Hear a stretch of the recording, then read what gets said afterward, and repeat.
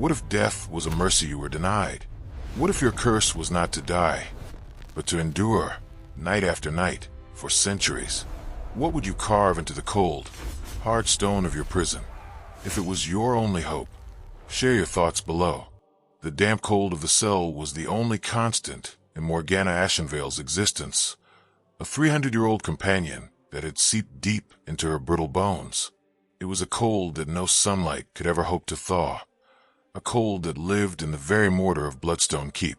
She sat on the rough-hewn floor, her back against the wet, unforgiving stone, the tattered remains of her once grand violet dress offering no warmth.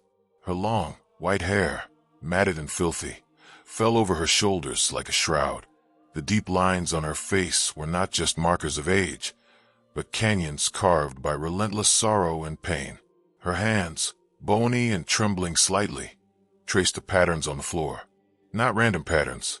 They were the beginning of something, the first strokes of a desperate, secret prayer etched into the stone with a shard of loose rock she had hidden. A complex spiral, intersected by angular runes that felt alien even to her, a master of forgotten arts. This was the work the Blood Moon spirit had whispered to her in the liminal space between waking and dreaming. It was her madness or her salvation. The heavy, iron-banded door groaned on its hinges, a sound that never failed to send a jolt of primal terror through her ancient frame. It wasn't the fear of death. She had long been cheated of that release. It was the fear of the violation that was to come. Lord Valdris Bloodmorn filled the doorway, his immense stature blocking the flickering torchlight from the corridor beyond. He was elegance and decay personified. His long, black hair was sleek, his features sharp and aristocratic, a stark contrast to her own ravaged visage. His eyes, pools of smoldering crimson, found her in the gloom. He didn't smile. He never did. This was not about pleasure. It was about sustenance. Morgana. His voice was a low, smooth caress that felt like a physical blow. The night calls and my thirst awakens. And you, my perennial fountain, are here to answer. He moved into the cell with a predator's grace, the dark aura that perpetually clung to him, making the air even colder. He knelt before her, his gaze fixed on the pale, thin skin of her neck, crisscrossed with a latticework of silvery scars, the map of her long torment. She didn't struggle. Resistance was a luxury she could not afford. It only wasted the precious energy she needed for her work on the wall. She simply turned her head, exposing her throat in a gesture of weary, practiced submission. Her bright silver eyes, the last embers of her witch power, stared at the wall opposite, focusing on the half-finished carving. Valdris's cold fingers brushed aside her hair. His touch was like marble. Then came the sharp, familiar pain, quick and precise as twin needles. She stifled a gasp, her hands clenching into fists, her nails biting into her palms. She could feel the pull, the dreadful, draining sensation as her lifeblood was drawn from her. A wave of dizziness washed over her, and the world swam at the edges. She focused on the cold stone beneath her, on the rough texture of her hidden carving tool digging into her leg. This was not the end. It was just another night. Her heart, against all reason and nature, would beat again in the morning. That was her curse. As he drank, a flicker of memory, sharp and painful, pierced the haze of her mind. A field of summer lavender, the sun warm on her skin, her husband Thomas's laugh, rich and full. The memory was yanked away as violently as it had come, replaced by the grim reality of the cell and the vampire feeding from her. Finally, sated, Valdris pulled away. A single drop of blood, dark as wine, traced a path from the fresh puncture wounds on her neck down to the collar of her dress. He stood, looking down at her shrunken form with an expression that was neither pity nor hatred, but something far colder, ownership. "Your blood still holds an echo of it, Morgana," he murmured, almost to himself. "The power you tried to wield against me. It's a vintage that never sours." He turned and left without another word. The door slammed shut, the boom echoing in the small space like a tomb ceiling. The heavy iron bolt shot home with a finality that was absolute. Morgana slumped against the wall, the last of her strength gone. The darkness at the edges of her vision thickened, but as she fought to stay conscious, a soft, ethereal glow began to emanate from a far wall. The air shimmered, and the blood moon spirit materialized, a translucent, crimson silhouette of an ancient woman, her form seeming to be made of light and memory. Her empty eye sockets were fixed on Morgana. The blood moon draws near. The spirit's voice was a whisper in her mind, a sound like rustling leaves and distant chimes. The key is in the spiral. Finish the conduit. Your suffering is the ink. Write your freedom with it. The spirit faded, and the cell was once again plunged into near-total darkness. Morgana's trembling hand reached for the loose stone she used as her chisel. With an effort that cost her what little strength she had left, she began to scrape at the wall again, adding a single, deliberate line to the growing pattern. The sound was a tiny, scratching counterpoint to the dripping water, the sound of hope, or of ultimate despair. Hours later, or perhaps minutes, time had lost all meaning. A different sound came from the door, the soft, shuffling gait of old Nan Griselda. A small slot at the bottom of the door slid open, and a wooden bowl of thin, watery gruel was pushed through. Morgana didn't move for the food. She heard Nan's raspy, barely audible whisper through the slot. The skies, they talk, milady. The halo around the moon grows redder each night. The blood moon comes soon. Then, even softer. Be ready. The slot closed. Morgana was alone again, but Nan's words hung in the frigid air, more nourishing than any gruel. The blood moon was coming. Her time, her 300-year-long night, was finally running out, and she would be ready, or she would be extinguished. There was no other path. The days after Valdris's feeding were always the same, a gray, leaden haze of weakness, where even the simple act of breathing felt like a labor. Morgana lay on the cold stone, the memory of the vampire's violation a fresh brand on her soul. But this time, something else stirred beneath the exhaustion. A spark, fanned by old Nan's whispered warning. The blood moon comes. Her silver eyes, dulled by the blood loss, drifted to the carving on the wall. The spiral with its intersecting runes seemed to pulse with a faint, phantom energy only she could perceive. The blood moon spirit's words echoed in her mind. Your suffering is the ink. Well, she had ink in abundance. Now, she needed the will to write. With a groan that seemed to tear from the very depths of her being, she pushed herself up. The world swayed. She gripped the hidden stone shard tighter, its rough edges a grounding reality. She had to work. Now, while the memory of the spirit's guidance was fresh, and before despair could once again claim its throne, she began to scrape, the scritch-scratch of stone on stone a defiant anthem in the silence. Each line was a struggle. Her arm trembled, her vision blurred. She was carving not just a symbol, but a conduit, a focusing lens for a power that had slept within her for centuries. It was an act of faith in a goddess she had long forsaken, her own forgotten self. The sound of measured footsteps, softer than the guards, approached her cell. Morgana stilled, her body tensing. She recognized that gate. Sister Helena. A small, barred window at eye level and the door slid open. The pinched, sorrowful face of the Rahibi appeared, her brown eyes filled with a familiar, frustrating conflict, pity warring with fear. Morgana. Helena's voice was a tremulous whisper. I have brought you a prayer. A prayer. Morgana's voice was a dry rasp, like dead leaves. Offer it to Valdris. He fancies himself a god. I have no use for them. Do not say such things, Helena pleaded, her fingers tightening on the bars of the window. Your soul, after all this time, it must be so weary. Let me offer you solace. Solace. A bitter, cracked laugh escaped Morgana's lips. It was a sound she hardly recognized. You offer a bandage for a scratch, Helena, while I bleed from a wound you refuse to see. Your prayers are whispers in a hurricane. They change nothing. She turned back to the wall, her shoulders a rigid line of dismissal. Save your solace for those who believe your God listens to the screams from this place. Helena flinched as if struck. A tear traced a path through the fine wrinkles on her cheek. I fear for you, she whispered, her voice thick with genuine emotion. I fear what he will do when the blood moon rises. The talk in the upper halls, it is not good. Morgana did not turn around. Then fear and silence, Rahibi. Or find the courage to do more than pray. The slot closed with a soft, final click. Helena's failure was a stone in Morgana's gut. She was a potential ally, cowed into uselessness. Another dead end.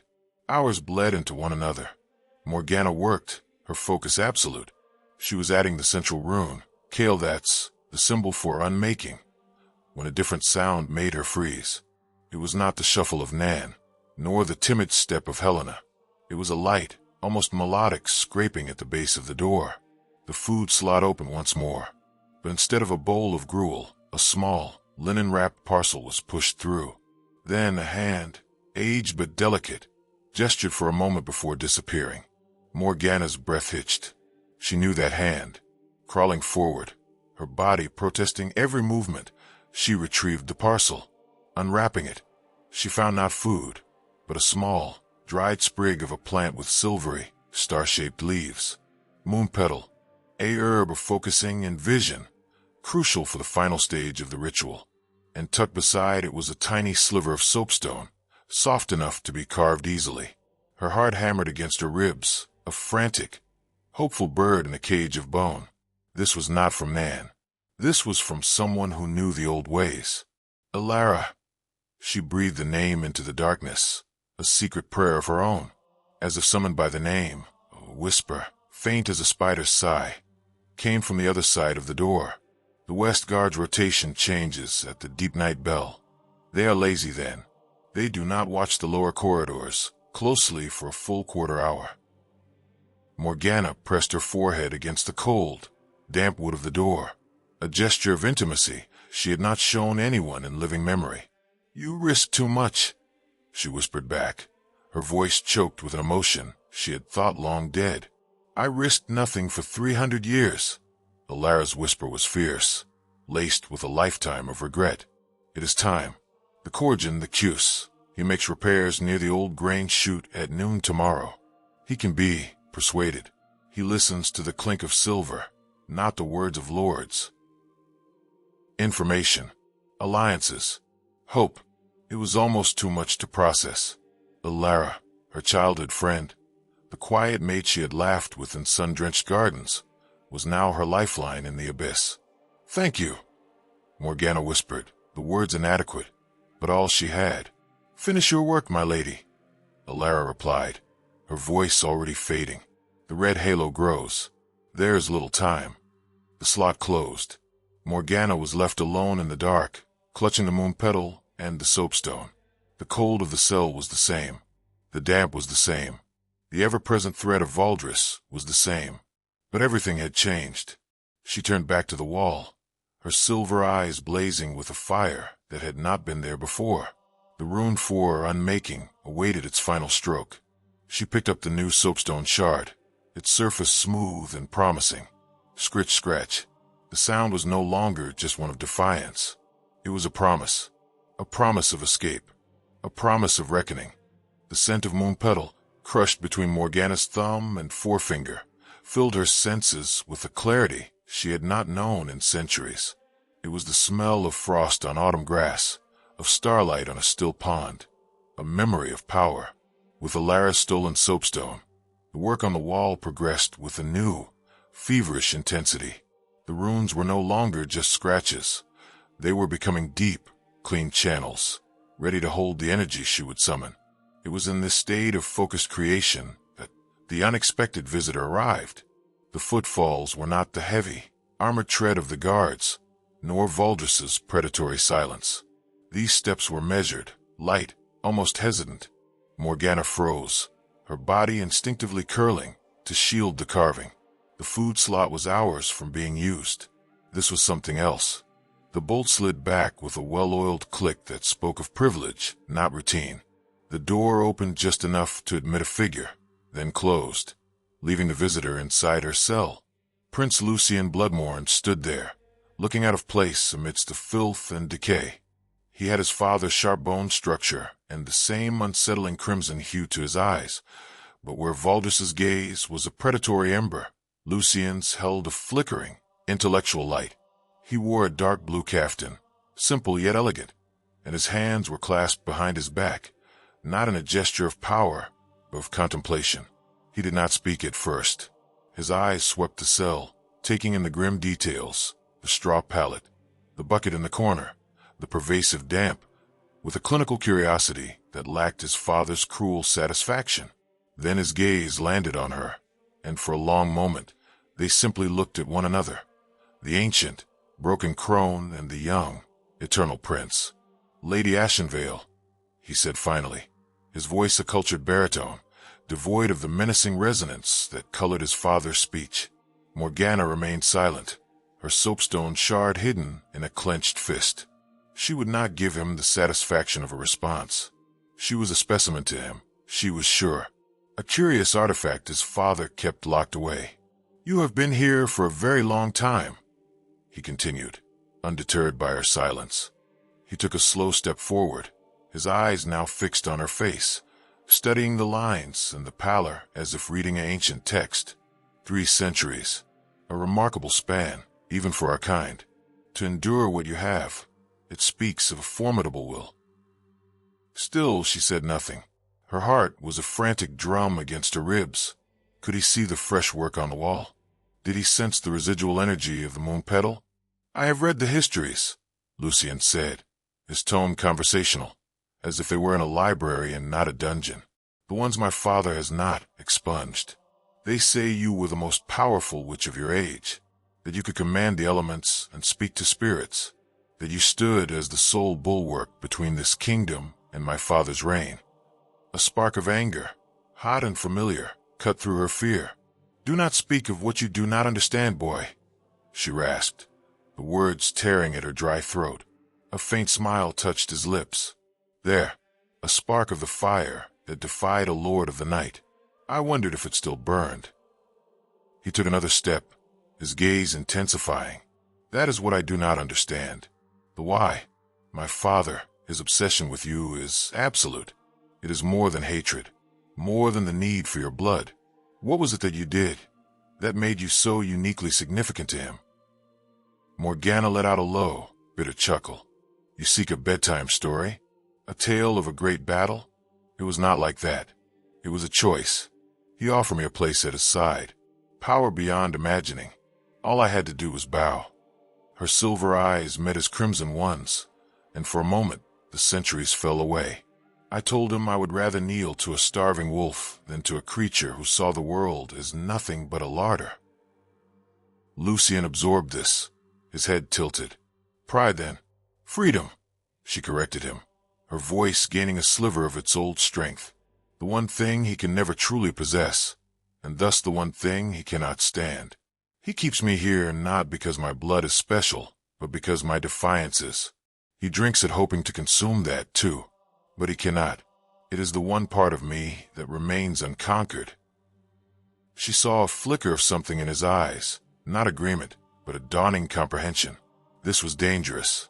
A vampire who sought to understand was far more unpredictable than one who sought only to dominate. She could use this. She had to. "Why are you truly here, Prince?" she asked, turning the question back on him. "Are you your father's inquisitor, seeking to break me with philosophy where his fangs have failed? Or are you merely a bored scholar, poking a caged animal with a stick to see if it still has teeth?" Lucien's smile faded, replaced by a thoughtful frown. "I am trying to understand the nature of power," he said, his voice low. "My father's is absolute, born of strength and terror. Yours is a stubborn weed that grows in cracked stone. It should not exist, yet it does. It fascinates me." He looked at the wall then, his eyes scanning the stones near where she worked. Morgana's blood ran cold. She held her breath. "Your existence is a paradox, Lady Ashenveil," he murmured, his gaze passing over the carved runes without a flicker of recognition. To him, they were just the desperate scratches of a madwoman. And paradoxes are the only things in this eternal existence that remain truly interesting. He gave a slight, almost courteous nod. "Thank you for your time." He turned and knocked once on the door. It was opened immediately from the outside, and he slipped out, leaving Morgana alone once more, the scent of his presence, old books and cold mist, lingering in the air. She slumped against the wall, her body trembling with adrenaline and relief. He had not seen. He was curious, not vigilant. A crack in the enemy's armor, a tiny, potential lever she could pry at. But as her breathing slowed, a new chill settled over her. Fascination was a double-edged sword. If Lucien's curiosity turned to suspicion, he would be a far more dangerous foe than the brutish Brutus. He saw nuances. He asked questions. She looked at the carving, now horribly exposed in her mind's eye. The prince's visit was a warning. Time was not just running out, it was being watched. Picking up the soapstone, her hand now steady with a new kind of resolve, she returned to her work. The rune for her unmaking needed to be perfect. It had to be. The stakes had just been raised. The clarity brought by the moon petal had faded, leaving a throbbing ache behind Morgana's eyes and a profound emptiness in her limbs. The encounter with Prince Lucien had left her feeling flayed open, her secret laid bare even though he had seen nothing. His curiosity was a searchlight sweeping the dark waters, and it was only a matter of time before it illuminated the secrets hidden beneath. Her work on the central rune, Kael'thas, was complete. It stared back at her from the wall, a deep, precise scar in the stone, humming with a silent potential. But it was an empty vessel. The ritual required a catalyst, a component to bind the spiritual energy of the blood moon to the physical unmaking the rune promised. The blood moon's spirit had been vague, whispering of that which grows towards the light, yet drinks the night. A plant, a rare one. She had an idea, a name from the deepest well of her arcane knowledge, umbral bloom, a flower that was said to open its petals only under the direct light of a blood moon, absorbing its chaotic energy. But where could it be found? The keep's desolate courtyards would not host such a rarity. It would be in a place of forgotten things, of controlled environments and hidden knowledge. The library. The thought was a desperate gamble. Isabel Galgadal, the ancient librarian, was a ghost, a neutral party who served only the dust and the written word. She was not an ally, but she was perhaps accessible. When old Nan Griselda shuffled to her door that evening, the routine was different. Instead of just pushing the gruel through the slot, Morgana was waiting, her hand darting out to gently touch Nan's gnarled wrist. The old woman flinched, her one good eye wide with surprise. "Nan," Morgana whispered, her voice urgent. "A message. For Alara. One word only." She leaned closer, her breath fogging in the cold air. "Umbral." Nan's eye narrowed in understanding. She gave a slow, almost imperceptible nod, then pulled her hand away. The slot closed. The message was sent. The wait was an agony worse than any feeding. 2 days passed, each hour a drop of water wearing away at her sanity. She continued to carve, refining the outer spirals, making the channels deeper, ensuring not a single line was out of place. The physical labor was a prayer, a focus for her spiraling fear. On the 3rd day, as the deep night bell echoed faintly through the stone, a different sound came from the door. Not the food slot, but a soft, rhythmic scraping, 3 short, 2 long. The signal. Morgana scrambled to the door, pressing her ear against the cold wood. "It is done." Alara's voice was a tense thread of sound. The Shadow Dweller has been consulted. Morgana's heart leapt. Shadow Dweller, their old, girlish nickname for the reclusive Isabel. What was the price? Morgana whispered back, dread coiling in her stomach. "Nothing with Isabel was free. Your silver hair comb, the one with the amethysts. I took it from your chambers, long ago. From memory." Alara's voice was thick with shame. "I am sorry. The comb, a relic of a dead life. A cheap price." "It is nothing," Morgana breathed. "The answer. The bloom does not grow." Alara's whisper came, swift and sharp. "It is kept, a preserved specimen, in the compendium of lunar flora, locked in the black cabinet. The cabinet, its key is with the Corrigan, the Cuse. He maintains the old locks." Morgana's mind raced, connecting the threads. The umbral bloom was not a thing to be foraged, but a treasure to be stolen. It was in the library, in a locked cabinet, and the key was held by the one person Alara had already mentioned, Corjan Stoneheart, the dwarf who could be persuaded. Hope, cold and sharp, pierced the gloom. It was a path, a dangerous, narrow path, but a path nonetheless.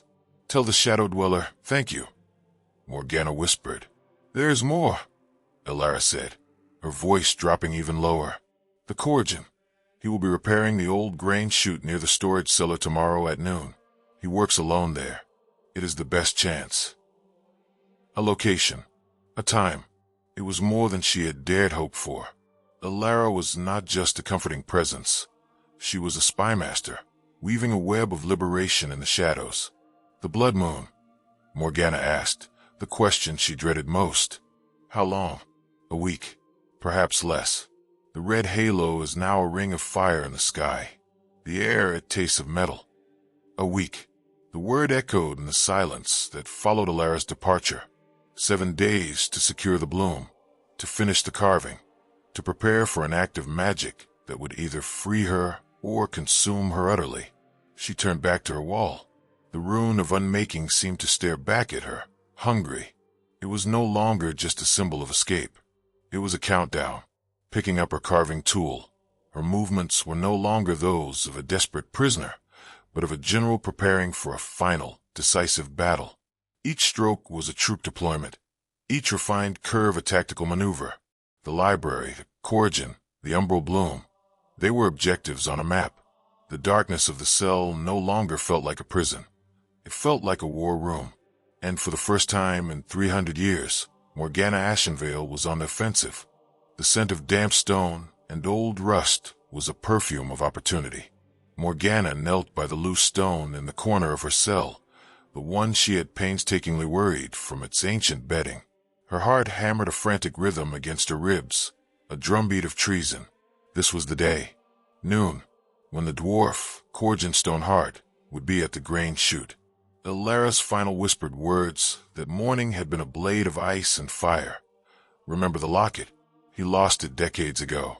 His wife's. He speaks of it to the walls when he drinks." It was the key, not of metal, but of sentiment. The deep, resonant chime of the noon bell echoed through the keep's foundations, a sound felt more than heard. Morgana's breath caught. This was it. She listened, her entire being focused on the sounds beyond her door. The change of the guard, the bored muttering, the fading footsteps as the west corridor guards departed for their brief, lazy respite. Silence. Then, the sound she had prayed for. A slow, heavy, rhythmic clanking. The sound of tools. It was distant, muffled, but it was there. He was below her, in the service level, just as Alara had said. Her fingers, trembling slightly, closed around the object hidden in the cavity behind the stone. It was not food, nor a weapon. It was a small, tarnished silver locket, its surface scratched and dull. Inside was a faded miniature of a smiling dwarf woman with kind eyes and intricate braids in her beard. Alara had somehow, miraculously, retrieved it. The risk she had taken was incalculable. This was the persuasion. Not silver coins, but a piece of a broken heart. Taking a deep, steadying breath, Morgana began. She shuffled to the part of her cell floor that was directly above the old, disused grain chute, a relic from a time when the keep held more than just prisoners and vampires. With a sharp piece of stone, she tapped out a rhythm, not a random noise, but a specific, hammer-on anvil cadence. The Stoneheart Lament, a traditional dwarf funeral dirge. She had learned it 3 centuries ago from a captured dwarf smith, a man who had sung it every night until he faded into silence. The clanking from below stopped. She tapped the dirge again, pouring a sliver of the sorrow she felt for her own lost Thomas into the rhythm. The silence from below was now profound, a listening silence. Then a single, hard clang echoed back up the chute. A question. Morgana's blood sang. She leaned close to a narrow crack in the floor where the chute's opening was sealed. "Corjan Stoneheart," she whispered, her voice barely carrying. "I have something that was lost." No response. Only the thick, waiting silence. "I do not offer coin," she continued, her words swift and precise. "I offer a memory, a face you have not seen in 50 winters." She dangled the locket by its chain, letting it slip through the crack. She heard a faint clink as it landed on a metal chute below. A long, agonizing moment passed. She could almost hear the dwarf's internal struggle, suspicion warring with a hope so long buried it must have felt like a ghost. Finally, a gruff, gravelly voice, thick with emotion, floated up the chute. "Where? How did you?" "A friend restored what was taken," Morgana said, not mentioning Alara's name. "I ask for nothing in return, but I have a request, a trade, a service for a service." The dwarf was silent, but he was listening. She had his attention. Now she had to secure his aid. "There's a key," she whispered, "for the black cabinet in the library. You are the only one who can retrieve it without raising alarm." A sharp intake of breath. The librarian's prize? Foolishness. That is not a service. That is a death sentence. "Perhaps," Morgana conceded, "but as a life without the memory of her face, not its own death sentence. I return your heart. I ask only for a key, not to keep, to borrow, for a single moment." She pressed her advantage, her voice dropping to its most compelling whisper. "You know what I am, Corjan. You know what he has done to me. You have heard my screams for centuries. This key, it is the only sound that will ever silence them." The silence from below was different now. It was the silence of a scales being weighed. She could picture him, the stout, practical dwarf, his calloused fingers closed around the locket, staring at the portrait of his lost love. A sentimental creature, Alara had said, a being of stone and heart. The librarian, she checks the cabinet at the second morning bell. His voice came back, low and resigned. "If the key is gone for longer than a night, she will know." "A single night is all I need," Morgana promised, her hope a wild, soaring thing in her chest. She heard a grunt, then the sound of something metallic being placed into the chute. A moment later, a heavy, iron key, blackened with age and intricately wrought, was pushed up through the crack. It was cold and solid in her hand. The key to the black cabinet, the key to the umbral bloom. "Return it before the second bell." Corjan's voice was a stern warning. "Or your suffering will be a pleasant dream compared to what the librarian will do. To both of us." Then his footsteps retreated, the heavy clanking fading away, leaving Morgana alone, clutching the cold iron key. She had done it. She had turned a neutral party into an accomplice. She had the key. The path to the umbral bloom was now clear. Crawling back to her hiding place, she secreted the key away with her carving tools. The loose stone was pushed back into place, hiding her treasures. She sat back, her body thrumming with victorious energy. The cell was the same. The darkness was the same. But she held a sliver of the keep's own power in her hand. She had outmaneuvered them, not with magic, not with strength, but with the memory of a dwarf's lost love. A grim, determined smile touched her cracked lips. The walls of her prison were not just stone. They were a network of cracks, of weaknesses, of lonely hearts and secret regrets. And she was learning to climb them. The key to the black cabinet was a cold, hard secret against Morgana's skin, a constant reminder of the fragile thread of hope she now clung to. But in Bloodstone Keep, hope was a dangerous flame, and it drew moths of pain. The door to her cell did not open with the usual routine. It was thrown open with a violent, splintering force that shook the very stones. Framed in the doorway stood jailer Brutus Grimshaw, his bloated face a mask of triumphant malice, and beside him, the slender, chilling form of Needles Corvus, the torturer. Corvus said nothing, his gray, mad eyes scanning Morgana with the dispassionate interest of a sculptor surveying a block of marble. "The Lord Valdris finds your resilience irritating," Brutus sneered, stepping into the cell, his bulk blocking the light. "He thinks you grow too comfortable in your misery. We are here to reacquaint you with your place." Morgana's heart turned to ice. She curled instinctively, trying to shield the carved wall with her body. I have nothing left for you to take. She spat, the defiance in her voice a thin shield over her terror. Oh, but we're not here to take. Brutus chuckled, a foul, wet sound. We're here to remind. He grabbed her by her thin arm, his grip like iron, and hauled her to her feet. The Lord wishes you weakened for the coming moon, less spirited. Corvus moved in, his movements fluid and precise. He didn't look at her face. His gaze was fixed on the points on her body, where nerve clusters lay closest to the skin. He opened his heavy metal case. The tools within were not crude implements of brutality, but sleek, terrible things of polished steel, awls, fine-toothed rasps, and needles of impossible length. Hold her, Corvus instructed, his voice a dry whisper. Brutus pinned her against the wall, the rough stone scraping her back. Morgana struggled, a surge of primal fear giving her a moment's strength. But it was useless. Corvus selected a long, thin needle. He did not look at her as he pressed its point just below her collarbone, finding a space between bone and sinew. The pain was not a blunt force. It was a lightning strike, a white-hot wire of agony that shot through her entire nervous system. She screamed, a raw, tearing sound that was ripped from a place deeper than her soul. It was the sound of 3 centuries of dignity being stripped away in an instant. As the pain exploded behind her eyes, the cell dissolved. She was no longer in the dungeon. She was in her sunlit solar, the scent of dried herbs and beeswax thick in the air. Thomas, her Thomas, was laughing by the fireplace, his kind eyes crinkling at the corners. You worry too much, my love, he said, his voice a warm balm. Your power is a shield for us all. The memory was so vivid, she could feel the warmth of the flames on her skin.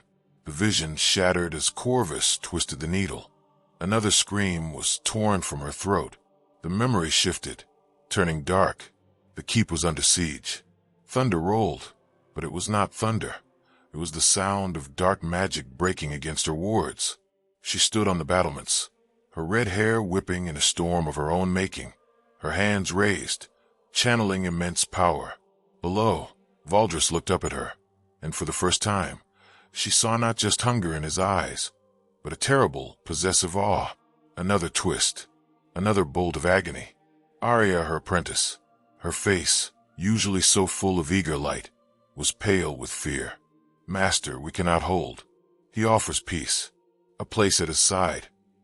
Morgana had scorned the offer, her pride and power a roaring fire. We do not bargain with monsters, Arya. We destroy them. She saw the doubt in Arya's eyes, the cowardice taking root, the betrayal that was to come. The worst memory surfaced, sharpened by the torturer's art. Thomas's body, broken at the foot of the throne. Valdris stood over him, wiping blood from his lips. A pity, the vampire lord had said, his voice conversational. He had a strong heart. It tasted of loyalty and you. He had looked at Morgana, who was held fast by his guards, her power spent. Your defiance has a cost, which now you will learn its price. The pain in the present and the agony of the past became a single, endless loop of suffering. Corvus was not just breaking her body. He was flaying her soul, exposing every raw, unhealed wound she had spent centuries burying. When they finally released her, she collapsed to the floor, a broken doll. The physical pain was a dull, throbbing universe, but the psychic pain was sharper. The memory of Thomas's dead eyes, the taste of her own failure, the searing knowledge that her pride had led them all to ruin. Brutus kicked her once, a casual gesture of contempt. Remember your place, crone. You are livestock, nothing more. The door slammed shut, the bolt shooting home. Silence returned, but it was a different silence now, filled with the ghosts they had summoned. Morgana lay in a heap, tears of pure anguish mixing with the grime on the floor. The hope of the key felt like a childish fantasy. What was the point? To live with these memories? To face a world where Thomas was dust and she was this broken thing? But as the worst of the pain receded, leaving a bedrock of utter desolation, something else emerged. Not hope, not defiance, something colder and harder. Rage. It was a clean, sharp emotion, cutting through the grief and self-pity. Valdris had not just imprisoned her. He had made a monument of her suffering. He had taken everything, and now he sought to take even her memories, to turn them into weapons against her. Slowly, painfully, she pushed herself up. Every movement was fire. She dragged herself to the carved wall. The rune of unmaking, Kale seemed to pulse in the dim light, reflecting the new, cold fire in her heart. Her suffering was the ink. Very well. She picked up her carving tool, her hand shaking not with weakness, but with a focused, incandescent hatred. The ghosts of her past were no longer chains. They were whetstones, sharpening her purpose to a razor's edge. She began to carve again, not with desperation, but with cold, deliberate intent. Each stroke was a vow. Each line was a promise of retribution, not just for her, but for Thomas, for the life she lost, for the 300 years of stolen sunrises. The torturer had sought to break her. Instead, he had forged her into something far more dangerous. A woman with nothing left to lose, and a memory full of reasons to burn it all down. The pain was a new layer of her existence, a constant, throbbing symphony conducted by Corvus's needles. Every breath was a reminder, every shift in position a fresh protest from her abused nerves. But the rage was a stronger medicine than any poultice. It was a fire in her veins, burning away the last vestiges of despair. She worked on the carving with a feverish, single-minded intensity. The central rune was complete, a deep, dark maw in the stone. Now, she was etching the secondary channels, the pathways that would draw the power in and focus it through the Kale symbol. Her world had shrunk to the stone before her, the tool in her hand, and the cold, hard key hidden behind the loose brick. It was during this focused labor that the atmosphere in the keep shifted. The usual sounds of the dungeon, the clank of keys, the bored muttering of guards, were punctuated by a new, more hurried energy. Footsteps, quicker and more purposeful, echoed in the corridors beyond her door. The scent of ozone and old blood, the signature of agitated vampires, seemed to seep through the very stones. Old Nan Griselda confirmed the change that evening. Her one good eye was wide with a nervous energy as she pushed the gruel bowl through the slot. "The air is sharp, milady," she whispered, her voice raspy with tension. Like before a storm, the high-born ones, they gather in the council chamber. Their voices carry down the vents. They are not happy. Morgana stilled, her carving tool hovering over the stone. "What do they say, Nan?" "Words like risk and liability," Nan murmured, pressing her face closer to the slot. "The old one, Shadowbane, his voice is like grinding stones. He says the asset is too volatile, that the master's attachment weakens his rule." A cold thrill, entirely separate from her physical pain, shot through Morgana. Elder Malachi, the traditionalist. He had always seen her as a stain on Valdris's pure, tyrannical power. This was it. The political pressure Alara had warned her about was coming to a head. "The master, he defends his right," Nan continued, her whisper barely audible. "But the old one, he speaks of the blood moon. He says when its power peaks, the crone's threat must be ended. Permanently. That her essence should be consumed, not sipped. He says it is the only way. Ended. Permanently. Consumed." The words hung in the foul air, more tangible than the chains that had once held her. This was no longer just about her freedom. It was about her utter annihilation. Valdris would be forced to destroy her completely during the ritual, to appease his council and solidify his power. Her time, which had felt so short before, was now vanishingly small. "Thank you, Nan," Morgana said, her voice low and steady despite the storm raging inside her. "Be careful." The slot closed. Morgana was left with the echo of the ultimatum. Malachi had drawn a line in the sand. Valdris, trapped between his obsession and his political survival, would be pushed toward the latter. The vampire lord's internal conflict was her only shield, and it was cracking. This changed everything. Her plan for a quiet theft from the library was now a luxury she couldn't afford. She needed the umbral bloom now. She needed to be ready to enact the ritual the very moment the blood moon reached its zenith, before Valdris could turn its power upon her to unmake her utterly.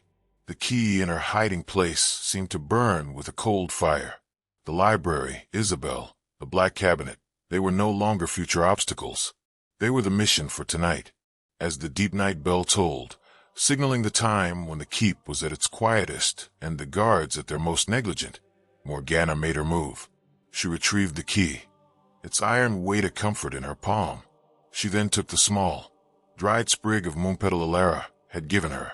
Crushing a single leaf between her fingers, she inhaled its sharp, clarifying scent. Her mind, clouded by pain and fear, sharpened to a razor's edge. Her senses heightened. She could hear the drip of water 3 cells down, smell the rust on the iron bolt of her door. She focused her will, not on a grand spell, but on a simple, subtle working, a whisper of misdirection, a gentle push against the perception of anyone who might glance her way.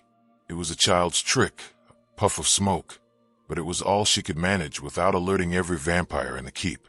Then, she waited by the door, her ear pressed to the wood, listening for the patrol. When the footsteps passed and faded, she took the soapstone shard and, with a hand steadied by the moonpetal and her newfound desperation, she began to work on the old, heavy lock. It wasn't about picking it, that was impossible. It was about feeling its mechanism, finding the tiny, worn imperfections with her mind, and applying the faintest pressure of will. It was a delicate, agonizing process. A bead of sweat traced a path through the grime on her temple. Her body screamed in protest at the concentration. But then, with a soft, almost inaudible click, the ancient bolt slid back, just a fraction of an inch. It was enough. Pushing the door open just wide enough to slip through, Morgana Ashenveil stepped out of her cell for the first time in 300 years. The corridor was dark, lit only by a single guttering torch at the far end. The air was different out here, colder moving. It tasted of freedom and unimaginable danger. She was a ghost in the belly of the beast, a mouse loose in the cat's den. The umbral bloom awaited in the library, and the clock of her existence was ticking down to its final seconds. The air outside her cell was a different substance, thin, sharp, and alive with the scent of distant torch smoke and old fear. Morgana pressed her gaunt frame against the cold stone of the corridor, her heart a wild drum against her ribs. 300 years. The simple act of standing in a hallway was an epic feat, a rebellion in itself. The moonpetal's clarity was a fragile bubble around her mind, sharpening her senses, while the agony of Corvus's work throbbed a dull counterpoint through her body. Every shadow seemed to hold a guard, every drip of water a footstep. She focused on the whisper of misdirection, a psychic shroud urging any wandering eye to look away, to see nothing but an empty patch of darkness. The path to the library was a ghost of a memory, a route through servants' passages and disused halls that Alara had described with painstaking detail. She moved like a wisp of smoke, her bare feet making no sound on the frigid stone. The keep was a sleeping monster, and she was a parasite moving through its veins. She reached the heavy, oak door of the library without incident. It was unlocked, as Alara said it would be at this hour. Slipping inside, she was met with a vast, cavernous space that smelled of dust, decaying parchment, and something else, old, static magic. Towering shelves stretched into the gloom, their tops lost in shadow. The only light came from a single, green-shaded lamp burning on a distant desk, and behind that desk sat Isabel Galgadal. The librarian appeared to be asleep, her head resting on an open folio, a wisp of white hair escaping her simple headscarf. But Morgana knew better. The air around the old woman hummed with a vigilant energy. She was a spider at the center of a web of knowledge, feeling the slightest tremor. Morgana held her breath, pushing her misdirection spell to its limit, pleading with the shadows to cling to her. She moved, not towards the desk, but along the periphery of the room, her eyes scanning the shelves for the infamous black cabinet. There it was, a squat, menacing piece of furniture made of dark, almost black wood, reinforced with iron bands. The keyhole was an intricate, star-shaped affair. Her hand, trembling slightly, closed around the key Corgin had given her. It felt like a piece of live coal. This was the moment. Every instinct screamed at her to flee, to return to the relative safety of her cell. But the memory of Nan's words, ended, permanently consumed, flashed in her mind, fueling her resolve. She slid the key into the lock. It fit perfectly. With a prayer to any god that might be listening, she turned it. The click was deafening in the profound silence. The cabinet door swung open a few inches. Inside, on a velvet-lined shelf, lay a single, pressed flower. It was black as midnight, its petals seeming to drink the faint light around it. The umbral bloom, even dried and preserved, it radiated a potent, lunar energy that called to the blood moon magic humming in her own veins. As her fingers closed around the delicate specimen, a dry, rustling voice spoke from behind her. "I would advise against touching that." Morgana froze, her blood turning to ice. Slowly she turned. Isabel was not at her desk. She was standing a mere 10 feet away, having moved without a sound. Her eyes, previously hidden, were now open and fixed on Morgana. They were not the eyes of a feeble old woman. They were the color of polished amber, and they held an ancient, terrifying knowledge. "The preservation spells on that specimen are volatile," Isabel continued, her voice devoid of anger, filled only with a cool, academic curiosity. "And its removal would disrupt my cataloging system. A most inconvenient disruption." Morgana's mind raced. She could not fight. She could not run. Her misdirection had failed. She was caught. I need it," Morgana whispered, the words feeling pathetic and small. "Need is a compelling, yet disruptive force," Isabel mused, taking a slow step closer. Her gaze drifted from the bloom in Morgana's hand to her face, studying her with an intensity that felt more invasive than Corvus's needles. "It has been 3 centuries since anyone has needed something from my black cabinet. The last was Lord Valdris, seeking a way to bind certain witches' power more permanently." She stopped just a few feet away. The air crackled with latent power. This was no mere librarian. "I am not stealing it," Morgana said, finding a sliver of her old steel. "I am borrowing it, to correct an old wrong." Isabel's amber eyes seemed to look right through her, into the carved runes on her cell wall, into the pact with the blood moon spirit, into the very core of her desperation. "A fascinating application of the Kael'thas principle," the librarian said, almost to herself. "Combined with a lunar catalyst, a desperate gambit. The statistical probability of success is, of course, negligible." Morgana could only stare, stunned into silence. Isabel's gaze finally broke away, returning to the umbral bloom. "The key will be returned to Corgin's stone heart before the second bell. The bloom will be noted as destroyed due to unstable magical decay in my log." She gave a slight, almost imperceptible nod. "The integrity of my collection is paramount, not the squabbles of vampires and their pets." She turned and walked back to her desk, settling into her chair as if nothing had happened. She picked up a quill and began to write, dismissing Morgana from her reality.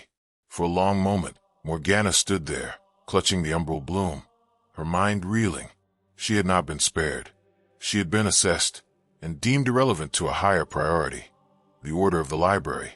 Shoving the precious flower into a fold of her ragged dress, she fled from the library, her heart pounding a frantic rhythm of terror and disbelief. She had the catalyst. The final piece was in her hand, but as she slipped back into her cell, locking the door behind her with a trembling will, she knew the encounter had changed everything. Isabel was not an ally. She was a force of nature, an observer who had, for her own inscrutable reasons, chosen to look the other way. And forces of nature were unpredictable. The umbral bloom was safe, hidden once more with her tools. But the cost of this victory was a new, profound fear. She had stepped onto the board, and she had just discovered there were players she had never even imagined. The umbral bloom was a secret sun in the darkness, its dormant power a constant, humming pressure against Morgana's skin. The final days bled together in a haze of agonizing preparation. Each movement was fire, Each breath a negotiation with the pain Corvus had etched into her nerves, but the bloom's proximity acted as a balm, focusing her mind to a razor's edge. She finished the carving. The last rune was placed, the final channel connected to the central spiral of Carves. The wall was no longer mere stone. It was a complex sigil, a cannon aimed at the heart of her prison. It drank the faint light in the cell, seeming to create a pool of absolute blackness on the surface. It was ready. She was ready. The change in the keep was palpable, a rising tide of dark energy that even the stone walls could not contain. The air grew thick and metallic, like the scent before a lightning strike. From the high, barred window of her cell, a faint, hellish glow began to permeate the night sky. The blood moon was rising. Its light, when it first pierced the darkness, was not silver, but a deep, bloody crimson. It spilled through the window, painting the floor of her cell in a lurid wash. The effect was immediate. The umbral bloom, tucked in her dress, began to grow warm. The carved runes on the wall seemed to pulse in time with a slow, deep heartbeat that was not her own. Thump, thump. This was it. The zenith was approaching. The moment when Valdris would be at his most powerful, and she, at her most desperate. The door to her cell did not open with a crash, but swung inward with a silent, ominous grace. Lord Valdris stood there, silhouetted against the bloody glow from the corridor windows. He was transformed. His form seemed larger, his crimson eyes burning like coals, and the dark aura around him swirled with visible threads of raw power. The blood moon was feeding him, filling him with a terrible, intoxicating strength. Morgana. His voice was a physical force, vibrating in the very air. The hour of your purpose is at hand. For 3 centuries, you have been my well. Tonight, you become my ocean. He stepped into the cell, the crimson light painting his pale features in demonic shades. He did not see the carving on the wall. His gaze was fixed solely on her, a predator finally moving in for the kill. But he was not alone. From the shadows behind him, Prince Lucien emerged. He stood at the threshold, his face a mask of conflicted emotions. His eyes, reflecting the bloody light, darted from his father to Morgana, and for a fleeting moment, to the carved wall. Did he see it now? Did he understand the paradox he found so fascinating was about to resolve itself in fire and blood? Father! Lucien's voice was tense. The council awaits in the observatory.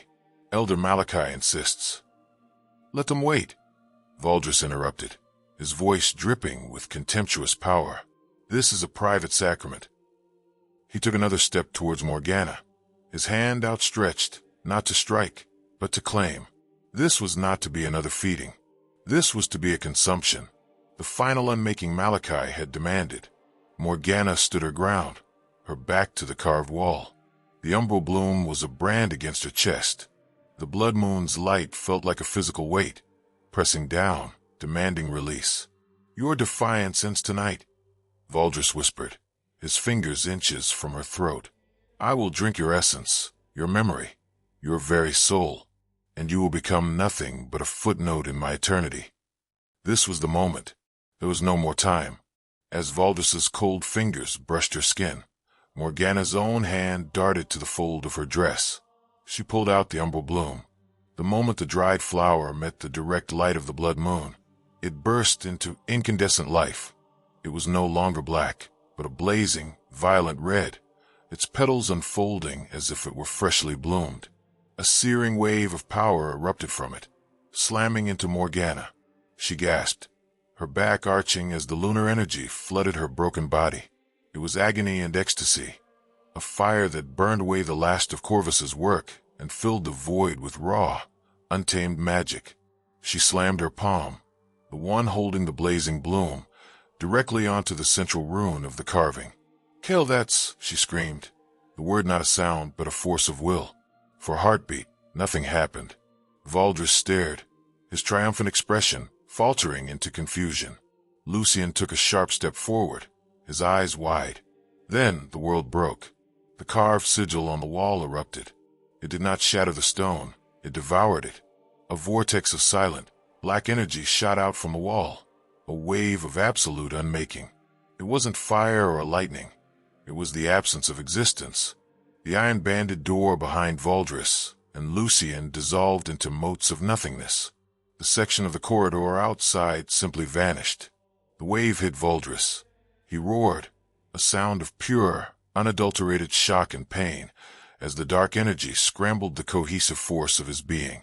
He was thrown back through the vacant doorway, his form flickering, his immense power momentarily disrupted by the paradoxical magic, a power of negation fueled by the ultimate symbol of vitality, the blood moon.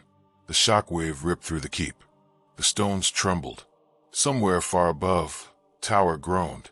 The constant, oppressive hum of vampiric power that saturated the air flickered and died. The energy spent. Morgana collapsed to her knees, the umbral bloom turning to cold, inert ash in her hand. The carved wall was now just a wall again, the runes scorched and lifeless. Silence. Then chaos. Alarms bells, born of magic and metal, began to clang throughout Bloodstone Keep. She looked up. Lucian still stood in the ruined doorway, unharmed. The wave had passed over him, as if recognizing the conflicted neutrality in his heart. He looked from his father's temporarily vanquished form, struggling to recoalesce in the corridor, to her, kneeling amidst the evidence of her impossible rebellion. Their eyes met. In his, she saw not anger, but dawning, terrifying awe. The path was clear. The door was gone. The keep was in an uproar. The vampire lord was wounded. Morgana Ashenveil rose to her feet, the ghost of a smile on her lips. The crone was gone. In her place stood something new, something dangerous. It was time to leave. Silence. For 3 heartbeats, there was only a profound, deafening silence, broken by the drip of water and the faint, final sizzle of the umbral blooms, ash falling from Morgana's fingers. Then the world rushed back in. The keep groaned, a deep, structural complaint from stones that had not shifted in a millennium. From the upper levels, screams of rage, of panic, of pure confusion, cascaded down like falling rocks. The magical alarm bells were a physical pressure in the air, a dissonant clangor that vibrated in the teeth. Morgana stood in the ruin of her cell, the crimson light of the blood moon pouring through the now vacant doorway, painting her in the color of fresh wounds and old wine. Her body thrummed with the afterglow of the ritual, a strange, clean energy that had scoured the filth and fatigue from her veins. The pain was gone. In its place was a cold, sharp clarity.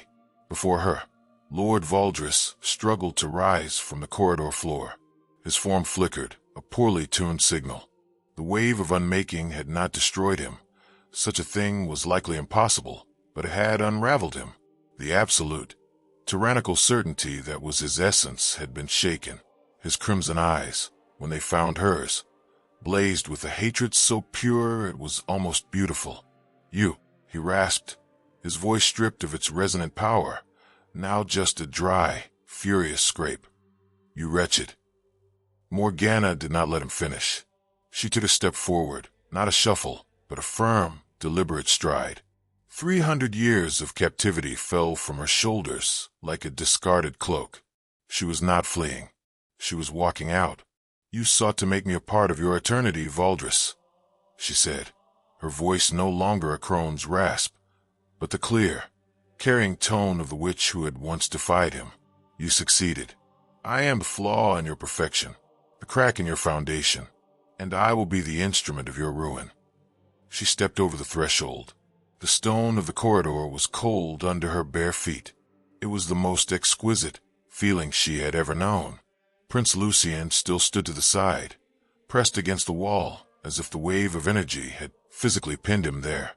His face was a canvas of shock, his philosophical curiosity shattered by the raw, practical reality of what she had done. "Stop her." Valdris snarled, trying to push himself upright, his limbs refusing to cooperate fully. Lucian's eyes met Morgana's. It was a fleeting moment, a crossroads. He could obey his father. He could try to stop the paradox that had so fascinated him. But in that moment, Morgana saw the decision in his eyes. To stop her would be to destroy the most interesting thing he had ever witnessed. He gave an almost imperceptible shake of his head and remained still. A gift.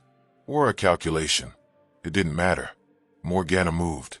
She turned from the scene, the broken lord, the conflicted prince, and ran. The keep was chaos. The magical shockwave had short-circuited minor enchantments, torches flickered wildly, and some corridor wards had failed entirely. Vampire guards ran in disordered packs, their discipline broken. Some were helping dazed nobles. Others were simply shouting, trying to ascertain the source of the attack. None looked twice at the thin, ragged figure slipping through the shadows. She was a ghost, beneath their notice. She did not take the main passages. She followed the map Alara had whispered into her soul, diving into the narrow, damp service tunnels used by the mortal staff. She passed the grain chute where she had bargained with Corgin. She passed a storage room where she saw old Nan, huddled with other servants, her one good eye wide with fear. Their eyes met for a second. Nan's mouth formed silent O of shock, then curved into the faintest, most triumphant smile before Morgana moved on. This was not just her victory.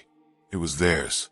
She found the postern gate, a small, iron-reinforced door used for disposing of refuse. It was locked, but the lock was simple, mechanical. A focus of will, a whisper of force, and it splintered inward. Morgana pushed the door open and stepped out into the night. The air was a physical blow. It was cold and clean and vast. It smelled of pine and damp earth and freedom. She stumbled forward, her legs weak not from pain, but from overwhelming sensation. Above her, the blood moon hung, a swollen, crimson eye in the sky, its light no longer feeling oppressive, but neutral, a tool she had used and discarded. She looked back only once. Bloodstone Keep stood against the mountainous backdrop, a jagged scar of black stone. From its highest tower, a plume of dark energy still pulsed erratically from where her ritual had struck its heart. It was wounded. It was vulnerable. She was not the same woman who had been dragged inside 3 centuries ago. That hopeful, proud witch was gone. The broken, despairing crone was gone. What remained was something forged in the dark, tempered by suffering and sharpened by vengeance. She was a blade, finally unsheathed. Turning her back on the keep, Morgana Ashenveil walked into the forest, the shadows swallowing her whole. She was free, but her work was not done. It had only just begun. The end. For now. Thank you for watching. First of all, the stories we tell are either entirely fictional or inspired by real events. If you have any stories you'd like to share with us, let's chat in the comment section. If you liked our story, we'd appreciate it if you gave our video a like. Don't forget to subscribe to the channel and turn on notifications to stay updated on our next videos. You can check out the playlist created for other stories on our channel in the card section at the top right. See you in the next video.